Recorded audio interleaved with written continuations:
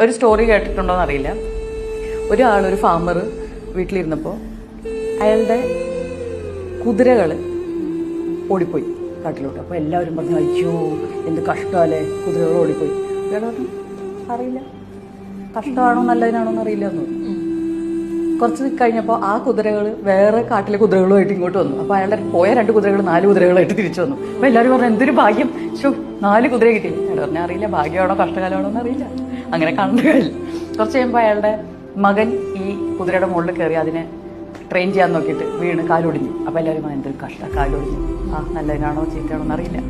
അത് കഴിഞ്ഞ് ആമി ആ ഗ്രാമത്തിലേക്ക് വന്നിട്ട് റിക്രൂട്ട്മെന്റ് തുടങ്ങി. ഒരു പ്രായത്തിലുള്ള ആൺകുട്ടികളെയൊക്കെ ആർമിയിലേക്ക് കമ്പൽസറി റിക്രൂട്ട്മെന്റിന് കൊണ്ടുപോകുമായിരുന്നു. അപ്പോൾ ഇയാളുടെ മകന്റെ കാലൊടിഞ്ഞതുകൊണ്ട് പോകാൻ പറ്റിയില്ല. അപ്പോൾ എല്ലാവരും പറഞ്ഞു, ഭാഗ്യം, കാലൊടിഞ്ഞുകൊണ്ട് പോകേണ്ടി വന്നില്ല.